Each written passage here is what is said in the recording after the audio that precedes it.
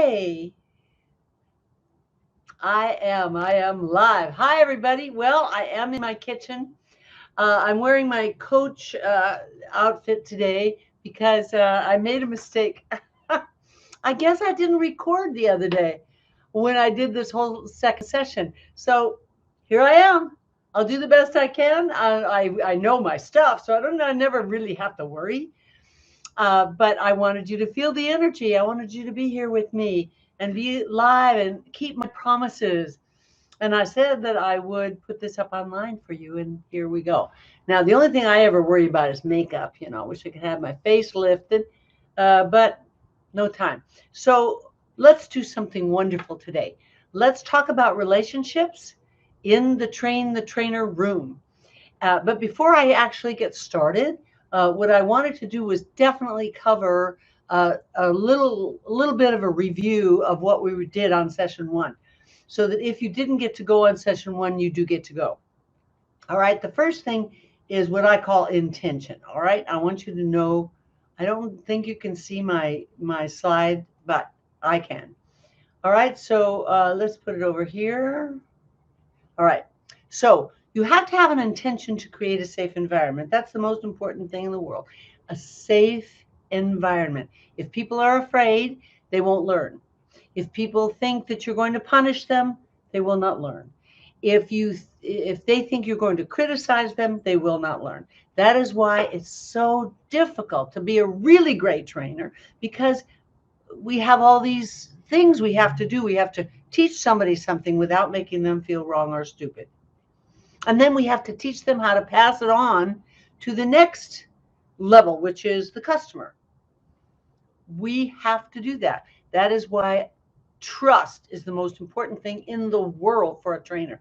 A trainer has to have the trust of the trainees. And you have to do that in what I call love me, trust me, in the first 20 seconds. And why? Because they judge you. They judge you. Well, you judge them too. I mean, that's what we do. We judge each other. So we have to not judge each other so much and really help people. I'm going to move this camera so I'm more to the top. That works. All right. How's my shirt? Okay. I'm all worried about my look good because I wasn't ready. So I'm just coming live. Hey, if the girl on that Lumi commercial cannot have any makeup on at all, I guess I can do it with just a touch of lipstick. All right. Here we go. All right, so always put definitions into the training. Very important, because your students have to understand what we're talking about. So if you're talking about intention, you need to define it. If you're talking about relationships, you need to define what you mean by a relationship, because if you don't, other people then will make it up to suit them. Okay? So never make that trainee feel wrong or stupid. That's the key. And we're going to talk about that from now until the end of this master class, because it is the most important thing. Okay? All right. Always make them feel smart and right to have come to your training. And by the way, that's exactly the same thing you're teaching them is what they need to do for the customer, to never make their customer feel wrong or stupid, and to always make the customer glad that they called. That's the important thing, that they are very glad that they called and got you. I always say I'm glad that they got me. All right. So learn how to have an opening. That's all in session one, and you should go back and look at it, because I talked about how to address winning, because that's what the driver, the dominant, wants. To have fun and be social, that's what the the I personality, the influencer, that's what they want. And of course, the relationship people, the steady, stable relators, they want a relationship. They thought they went into customer service because they were going to serve. No one told them the truth, which was that customer relationships is all about the complaint department. Nobody tells them. It used to be called that, but they don't call that anymore. They now say customer engagement, customer relationship, customer care, customer service. Whatever you call it, it has to make the customer feel right, and you have to make your agent feel right. So that steady, stable relator is going to want to play on the team if you are sure that you address the fact that we are going to make this a relationship and that they are going to enjoy this relationship. And lastly, of course, the one you have to address in that opener is the analytical. Now, the analytical personality, we call them compliant, DIS and C. You can find it all over the internet. Compliant wants facts, details, information, backup, proof, because the D wants to win. The I wants to enjoy and have fun. The S wants a relationship, but the C, they want to be right. So we have to figure out ways to make sure that they get introduced to the training in session 1 on how to be right. Then there's the room setup. Now, I know most of you have rooms now in training centers all across America that have a big long table and everybody's got a computer in front of them, because most of the time they're being taught things on the computer. Now, I personally would remove them from the room, and I have done it. I've gone into training rooms and just absolutely taken out the computers, put them down on the floor.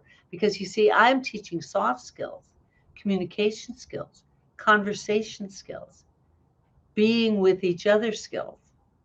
And in doing that, I want to look into their eyes. That's why I don't care that much for this internet training kind of stuff, because I can't see your face. I can't see your eyes. I don't know if you got it. So I'm going to count on that you're smart, that you came for your own intention, and that whatever happens, you're going to get what you came for. And that's what I want you to do. Write to me and tell me, this is what I came for, and this is what I want. You will get it. Assert yourself that way. It's a very smart thing to do. All right, so purpose and objectives. Now, let's talk about relationships. This is very, very key. Relationships. The most important thing to a customer is the relationship that you have, actually. They will act like all they want to do is get the job done, and many times that is true. But most of the time they want to have relationships with you just as much as you want to have one with them. Believe me, if I go to a party and say I train customer service reps, every person will put their hand up and say, Judy, you weren't on the phone with me when I was, you should go train so-and-so. They don't know how to have a relationship. They will immediately go negative and complain. So you need to explain that a relationship means we are connected, and that I am here for only one reason, and that is to make sure you have a good experience with our company. That's all. I might not be able to fix every problem, but I will be able to give you certainty. I might not know the answers to every question, but I know I can find out. That's what you want to say. Learn the subtle skills and attitudes that are necessary to exceed. Now, we all say that. I mean, everybody wants to hear that nowadays. We want to exceed their expectations. Well, here's the thing. If you could just meet them, if you could just acknowledge them properly, that will be good enough. The customer doesn't even have big expectations anymore. I mean it. They really don't expect to be taken that good a care of, okay? So you always want your company to have a little bit of a competitive edge. And by the way, you will if you have relationships. Mm-hmm. If you really can establish a relationship, they'll say, wow, you're a breath of fresh air. This is what we want. Then you want to, of course, the agent. Why do you think they're there? They're there because they want job satisfaction. They want to earn money for their family, for themselves, but they want satisfaction. They want to get up in the morning and be glad they're going to work.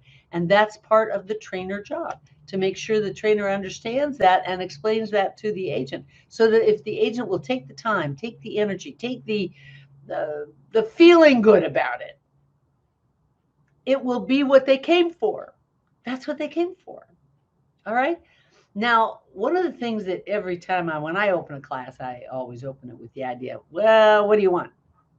What do you want from me? And when I see what do they want from me, it's always how to handle the upset. I'm going to turn on a little brighter light here. That sun is coming right in, huh? Oh, I can't stop it now. I'll move over here a little bit. Good. So what they want to know immediately, if they got the chance to raise their hand, they would say, I want to handle those upset people, those mean people, those people who are not nice to me. So in this training, eventually you'll get all the details about how to do that. Today, we're just going to establish the fact that that's what they want, and you're the trainer, so you have to have it in your training for sure.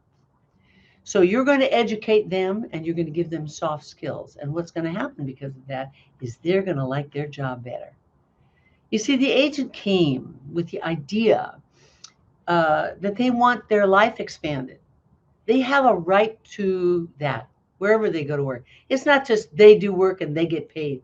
They want to expand their life from the job that they have.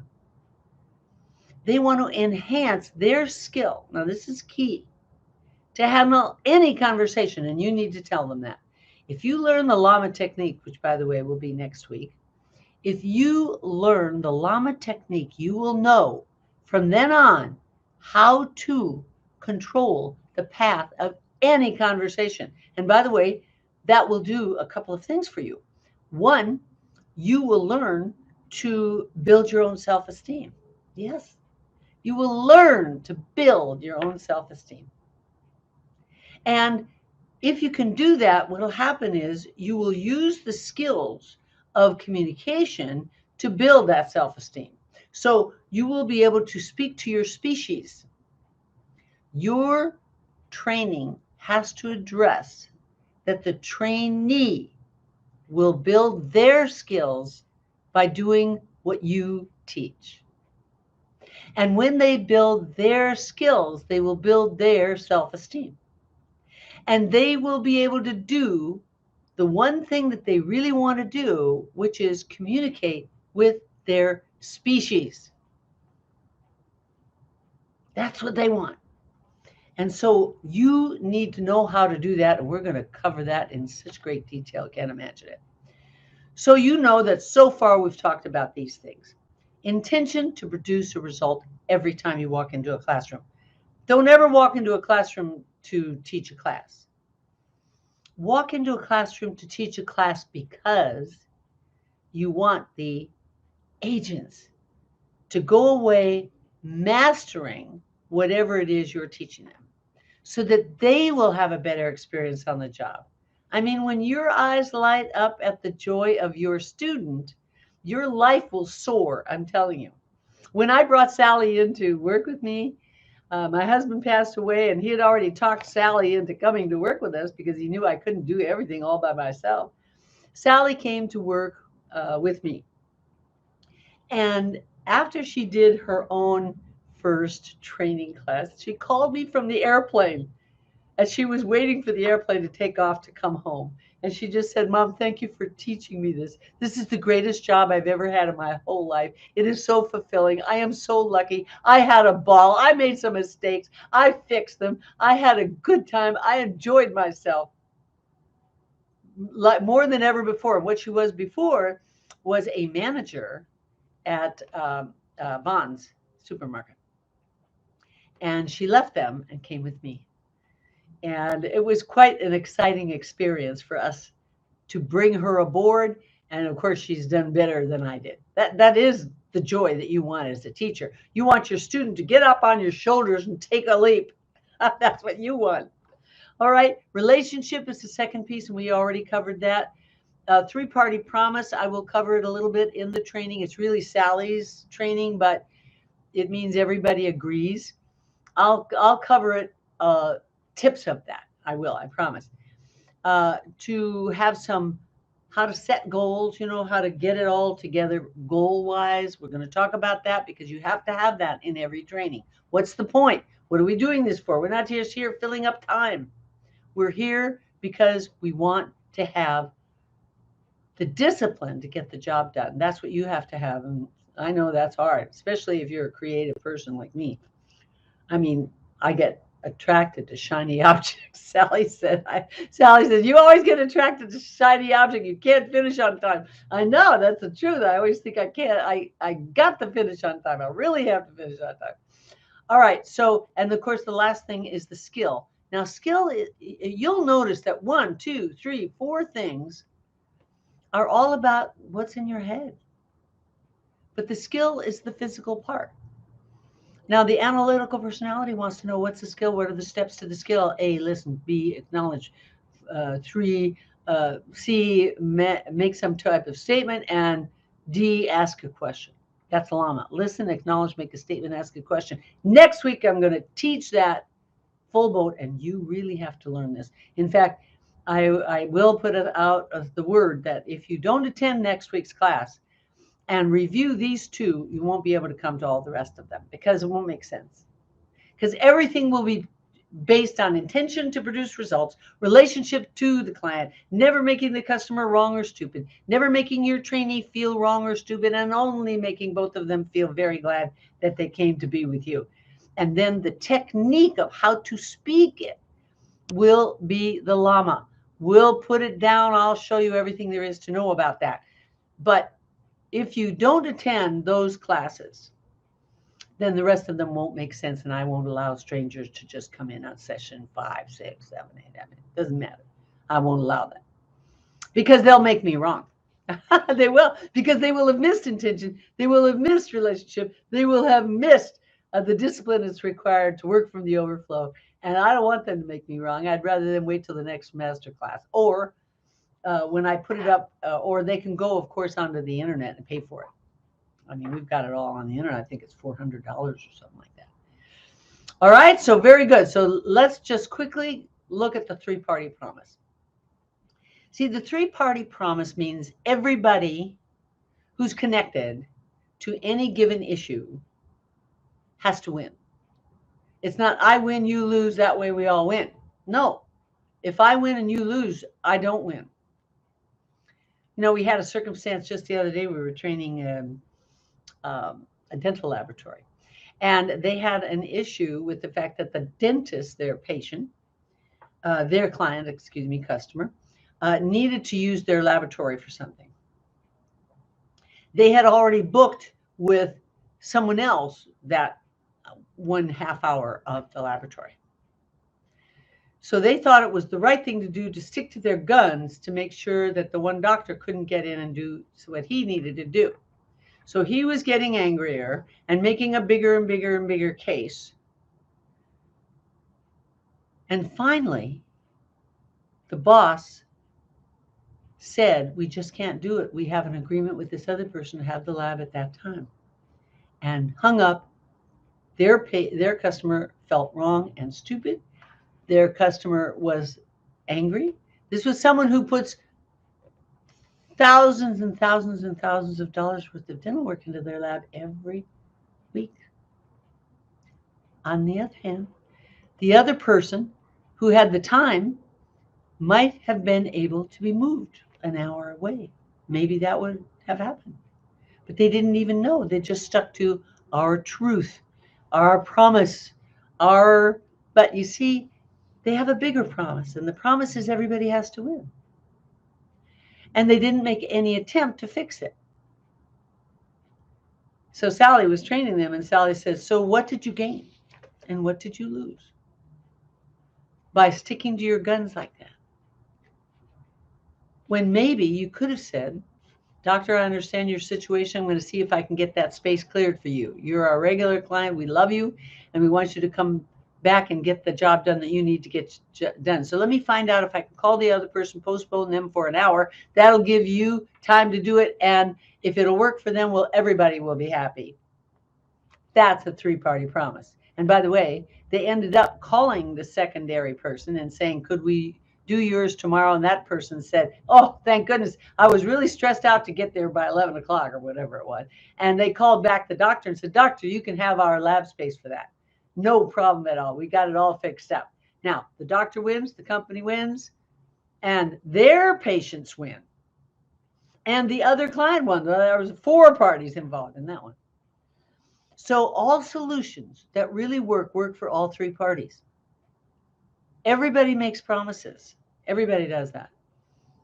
What you've got to do is figure out ways that make sure the promises are kept so that everybody wins. It's not, I'll lose. No, that's not good either.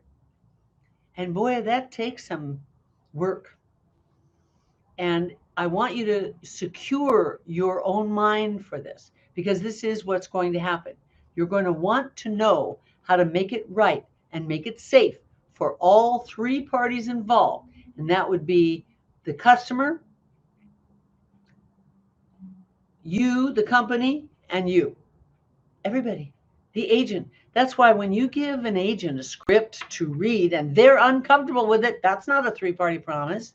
You need to figure out how they can say what you want them to say in their own words or in their own way that still gets the job done. Company still wins, customer still wins, and the agent still wins.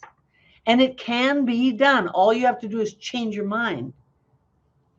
One of the things that happens all the time in my experience with training call centers is they get the idea that they say, we're never going to use scripts. We don't use scripts. We're above it. We don't use scripts.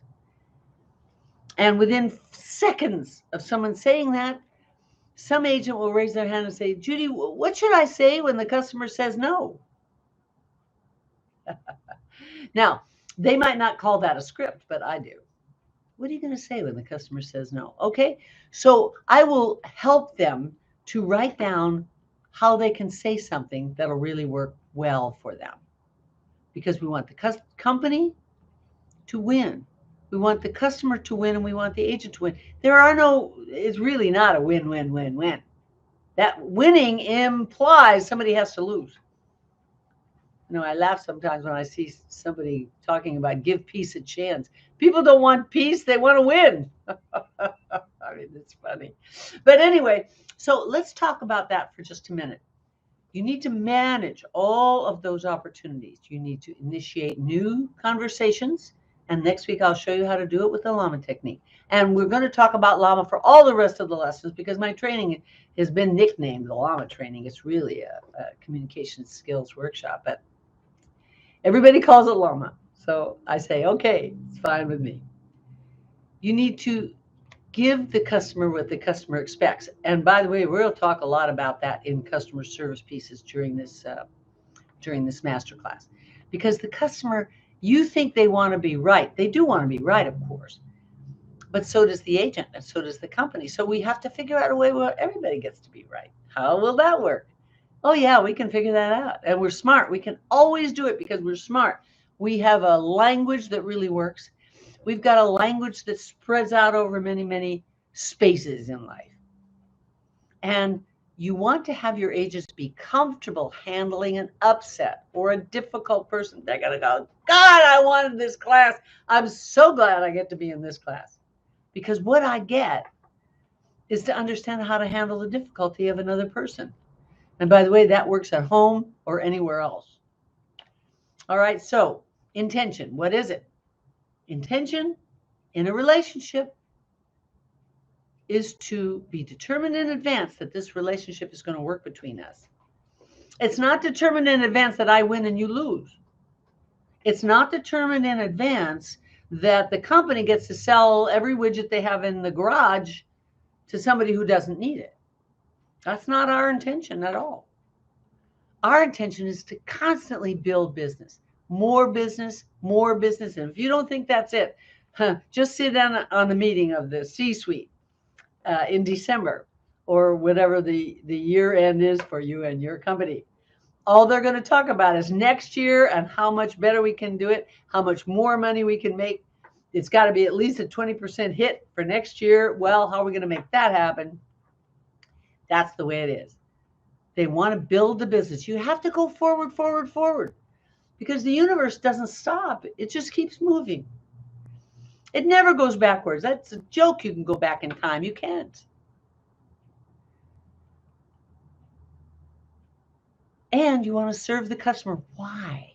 You want to serve the customer because the company will win and get lots more business from that customer. Also, you won't get the negative. The customer will not be speaking negatively about you to their friends. That really is a very big key to success in business. They might even tell you how wonderful you are, and once in a while they do. But the agent came to work for you so that they could serve somebody else. And we have to teach them how to do that with a safe environment for them, and teach them how to create the safe environment for the customer. And to use assumptions Assume that the customer wants certainty. That's what I would always assume. They don't mind bad news. I'm telling you, everybody freaks out and says, well, we'll get it back to you ASAP, as soon as we can. This means nothing. As soon as we can means absolutely nothing. As soon as we can could be next week, next month. I need it tomorrow. As soon as we are able. No. Go find out and give me something definite, even if you have to call me back and cancel or change it. I deal with certainty. I'm happy with certainty. We cannot get that to you by 5 o'clock today. It's impossible. And by the way, it's impossible because we want to have the best, finest work and have it available to you for you to give to your customer or your patient or your client. We have to have the time enough to get that job done right. Will 10 o'clock tomorrow morning work for you? See, I'm always going to end on a question. I'm always going to make it safe. But I can't always give them what they want. Sometimes I have to tell them no. But I will use an assumption that makes them smart and right to accept it, meaning that I know that they want to have their customer or whoever they're talking to be happy. They do. That's what they want. So always use those kinds of things. I don't mean assume they'll buy. We'll talk about that when we start talking about selling. So I guess I've said this over and over again. But in the relationship of never making the customer feel wrong or stupid, in the relationship of always making the customer right and smart, here's what you do, how you do it. You do it through words and phrases that are a benefit to the customer. Not, this is my policy. Never say that. Never, ever say that. Never. I don't care a thing about your policy if I was the customer. I don't care a thing about your policy. Your policy doesn't matter to me. You can make up all the policies you want. Here's what I want. I love that. People think that if you tell the customer they're going to buy it when you say, well, that's not our policy. Because as soon as I say, well, that's not my policy either. I don't like your policy. Okay, so we want to use words and phrases that make people feel good. We want expressions of service. One of the things that we're really missing in the customer service world is something like, I have to move away from that. I'll do that. Is expressions of service. I'm so glad to serve you, Mr. Customer. Teach that to your agents. It's so nice to hear from you again, Mrs. McKee. Oh, Judy, I'm glad you called.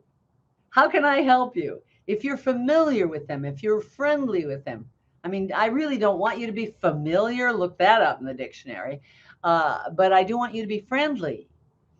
So, I love to say things to people or teach agents, especially in customer service, who get an upset call all the time, all through the day. I always have them say something like, you know what? You did the right thing to call. You got me. I know my stuff around here. Or I know where to get it. I mean, something that says you did the right thing. You backed the right horse. You brought the right person. You called the right number. You got us. You got me. And I know my stuff. That kind of certainty cannot be bought in the world. Your customer, if they hear from your agent, the one you trained, that they did the right thing, that's all you will need to have a really nice phone call after that. So we'll give you solutions as we go along. We'll script it out in the Llama technique. Now, we, of course, do not want you ever to read scripts. No. But we want you to understand what's in it. You know, what will work for the customer. So we want to know in the essence of what we want said, the meaning and the emotion behind what is said, so that we can support the emotional need of our customer and do it in a way that is sincere, because we mean it. We do want long-term relationships. Jimmy asked me when my husband and I loved him so much. One time he said to me, what would you do if I ever left you? I said, you can't leave me. I'll be holding onto your leg. You won't even be able to walk. I'll be hanging on. You'll be wondering, let go of my leg. And I say, no, I'm staying right here. In other words, I want my customer too. If my customers started leaving me, I wouldn't know what to do. I'd pick up the phone call. Why are you leaving? But I would never say why, because I'll talk about that in questions. Never ask a customer why. Never. Match the customer need to the company mission. Now, if the company is really there, for instance, McKee Consulting is here for one reason only, and that is to make sure that the people that we train continue to have excellent communication skills with their customer. Now, by the way, they could also be very good at talking to their sweethearts. We always tell them this, you can take this home.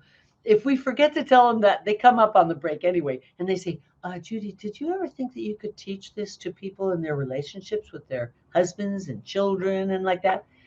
And I go, yes, we have thought about it, but because we don't have a PhD or a doctor's, we're not doctors of anything. She has the training, and she's doing the training in the room. And she does the first day is almost all lectures, how to do it, what to do it, how to amend your ways, how to change your words, everything. The second day, she actually sits down with these coaches and coaches other people with them. Now, in the process of doing that, she met this wonderful coach who came up, who was next in line, and Sally went to coach her. And this woman says, Sally, I don't know how to tell you how absolutely wonderful the llama technique is. She said, I went home. She says, first of all, I want you to know I have a 17-year-old daughter. She's just 17. She's in high school, and she is a fabulous basketball player. And she happens to go to a poor school. We don't have a big, great team. So the team doesn't win a lot of games, but she is particularly good. And she said, so every day I want to relate to this daughter of mine, and she comes home from school, and every day I say something to her like, how'd the game go? And she says, my daughter says, we lost again, and walks up to her room and slams the door. Or something like that. And Sally said, well, if that's all true, then the question that you're asking her doesn't help her. And the mother says, I know, that's what I realized yesterday. And I wanted to know what kind of question to ask her. And you gave me several suggestions so that were definite, something that my daughter could say yes to, something my daughter could enjoy answering. And she said, so I went home and I tried a couple of the questions you gave me yesterday.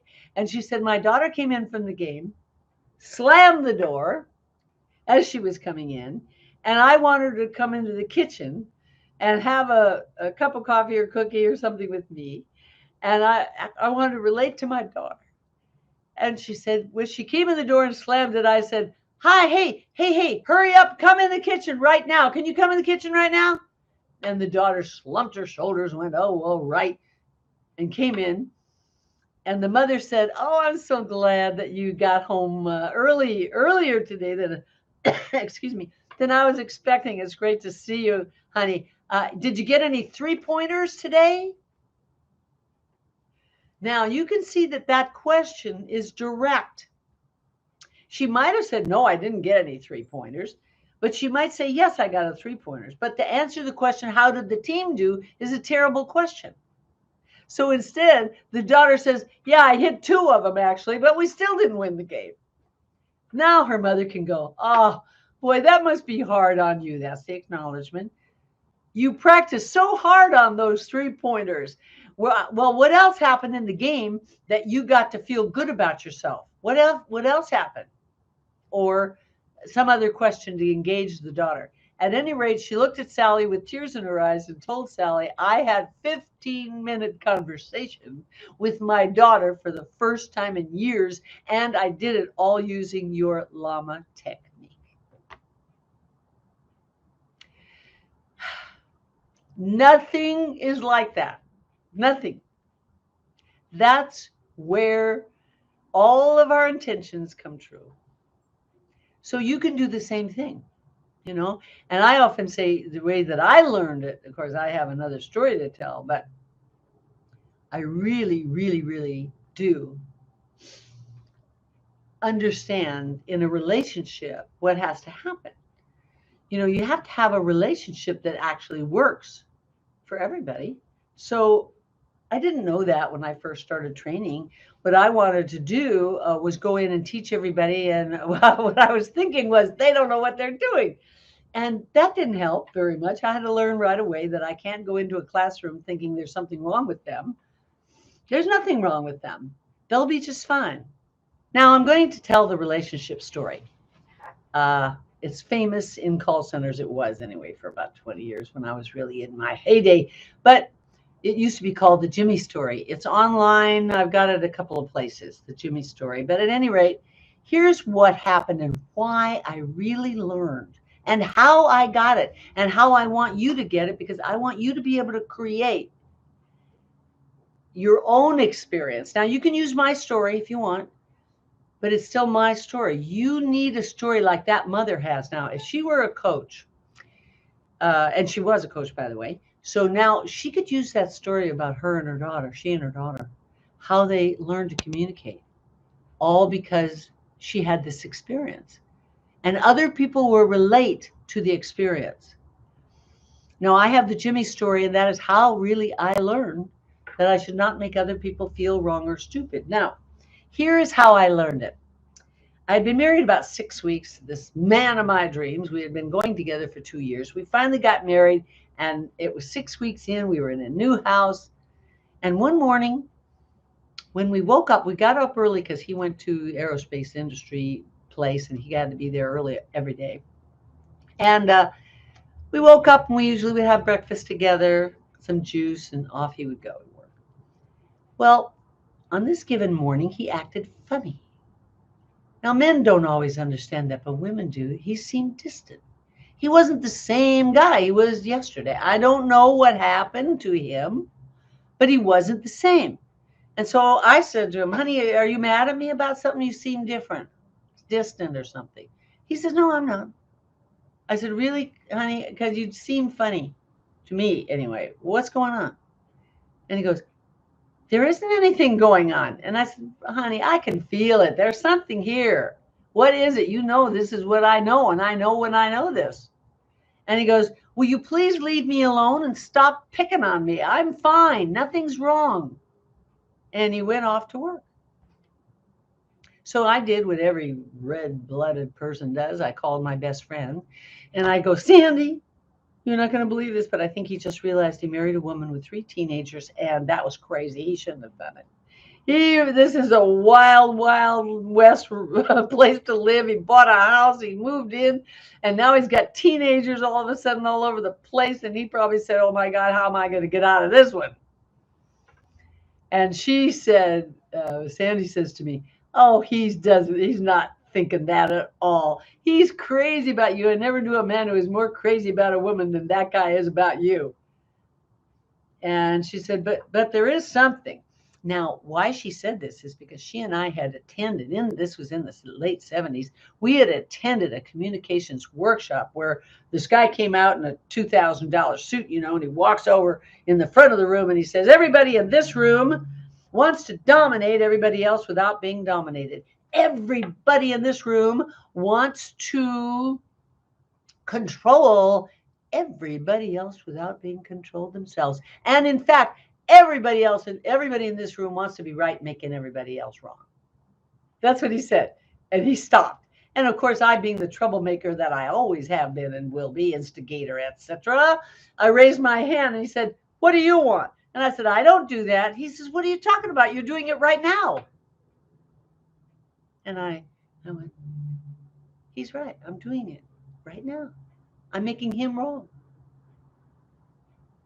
And he said, and Sandy said, remember that? And I went, oh, yeah, I remember that. And she said, well, maybe you're making Jimmy wrong. Are you making him wrong? Are you making him wrong in your head? Maybe you're doing it quietly without saying anything. Maybe you're making him wrong. And he gets the feeling of that. And because he's got the feeling that you're making him wrong, he's feeling funny and acting funny. Maybe that's it. And I said, Sandy, I don't know what to do about that. How would I know? And she goes, well, I think, and these were the most important words, write these down. She said, maybe you ought to spend the day thinking about what you're thinking about. She said that to me. She said, why don't you spend all day thinking about what you're thinking about? Instead of just thinking things, think about why you thought that or what that meant to you when you thought that, etc. Now, that's a hard road to hoe. Let me tell you, I was in real estate sales then. And I went to work and I immediately forgot everything she said about thinking about what I'm thinking about. So instead, I went to work. I worked all day. I came home from work. Now, I get home from work and Jimmy comes. I get there before he does. I look down from the second story of the house and I see that he's parked his car really badly in the driveway in a way that I couldn't get my car out of the garage if I wanted to. So I just noticed in my mind right then that came to me, oh, I made him wrong already. He's not even in the house. I already made the way he parks his car wrong.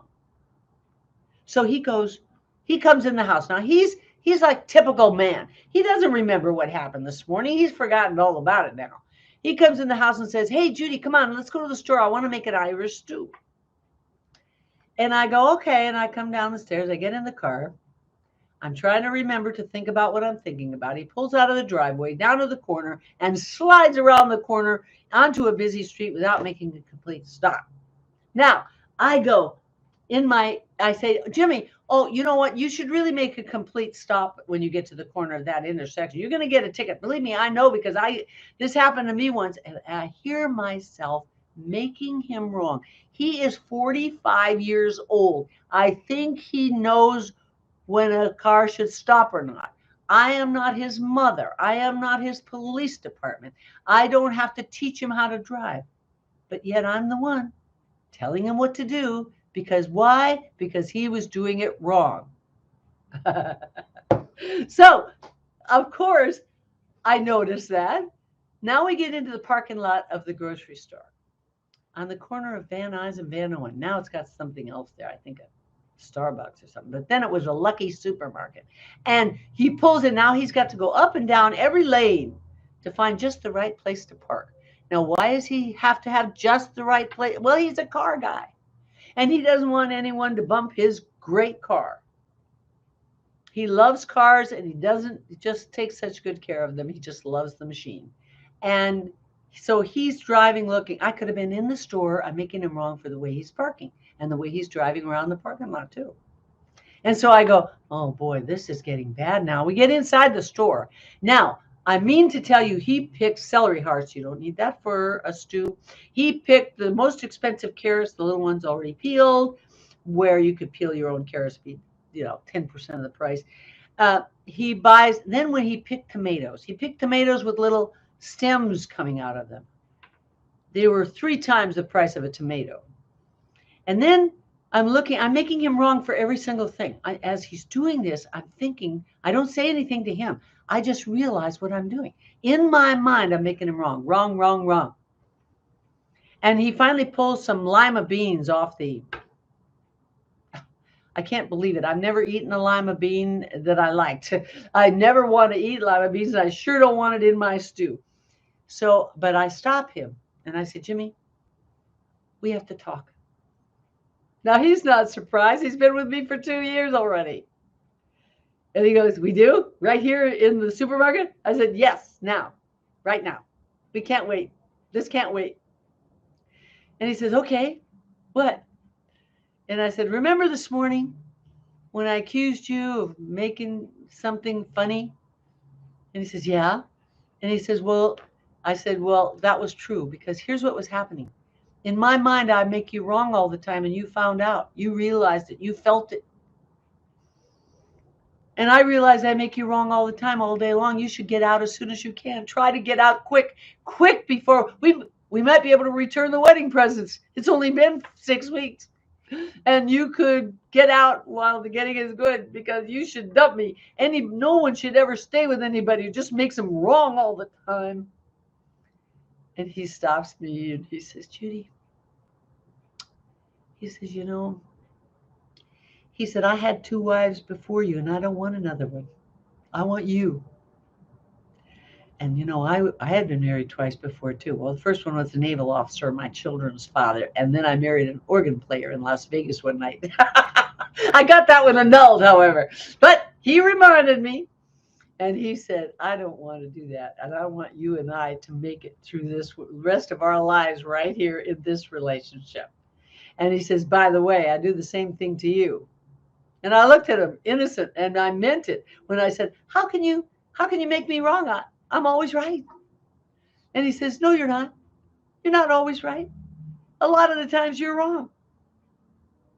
But he says, "But I know how to fix it." Oh, I love when men say, "I'll fix it. I'll take care of it. I'll do it." Men love that. I know it's not politically correct to say that, but I love it when men can fix things.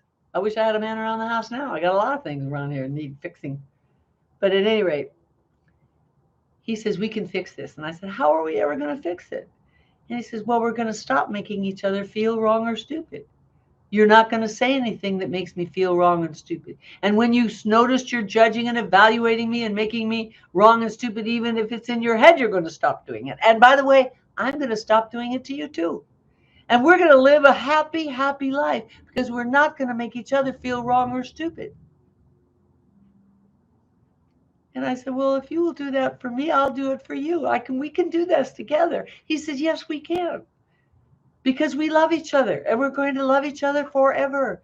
And we're going to not love each other in 10 years from now if we're making each other wrong every day for 10 years. And I said, "I know, I don't want to do that." He says, "Well, I don't want to do it either." He says, "So why don't we just do that?" And I said, "Okay." He says, "Well, we do have to clear up a couple of things." And I said, "What? We do? What? What else is there?" And he says, "Well, we probably should admit that we're liars." And I said, "I'm not a liar." He says, "Oh yeah, you're a liar. And how you are a liar is you told the priest as well as another minister somewhere in Vegas that you were going to love that man till death do you part. And you told the minister when we got married, you would love me till death do us part." And he said, "And I did the same thing too. So we both lied before." I said, "Well, I still love them all on a cosmic sort of way." And he says, "Yeah, but," he says, "we have to tell the truth. We lied before, but this time we mean it. Okay? Let's just not make each other wrong and stupid.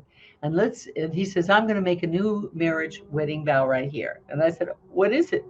And he says, "I am going to promise you that I am going to take responsibility for you having a wonderful time for the rest of your life or the rest of mine." And I said, "Well, I will make that vow too, Jimmy. I will make the vow that I will make sure that I take 100% responsibility, not 50-50, 100% responsibility for your good time." And he says, "We are just going to have one heck of a good time." And all I want you to know is that changed every way we talked. And sometimes we forgot. I'd have to say, "Jimmy, are you making me wrong?" And he would say, "I am. I'm making you wrong." And I'd say, "Oh, okay." And he said, "Wait, I'm going to rephrase that." He says, one time when I played tennis and I lost the match and I came home and the first thing he said was, "Well, what did you do wrong? I mean, did you forget your serve? Did you take too bad of a shot? What happened with you?" And I gave him all my reasons. And then I said, "But I think you're making me wrong. Like it's my fault I lost the game." He said, "Never mind, I'll change that." And he lowers his head, lifts his eyes to me, and he says, "Who did you lose to?" And I said, "So and so and so and so." He says, "Good, let's take him out back and beat the heck out of him." You see, it didn't work when he made me wrong, but that made me laugh. Of course, we're not going to beat anybody up. But he took my side and he loved me and he didn't make me wrong. Now, we spent the next 2 or 3 days checking how we did that with not only each other, but everyone, with our clients, with our customers, with his boss, with my kids. And we gave it up. We decided it didn't work and we weren't going to do it anymore. I started to put it in the training and I tell that story in every training. Sally tells that one and her story too. She's got another one. But the point is you have to learn it. You have to feel it. It has to be emotional. You've got to feel the emotional need of what's like when you actually stop making other people feel wrong or stupid. You will be shocked at how they behave. They change because they don't have to defend. Anyway, that's how you have a relationship to your trainee. That's how you have a relationship to your family. That's how you have a relationship to tell your trainee to have that kind of relationship with their customer. If you can do that, you will make miracles happen.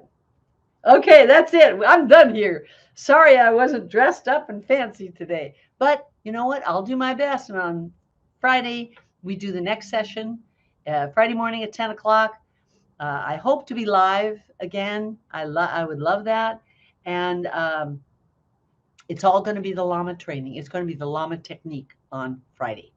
And I really mean this. You can learn it by going on our online training courses.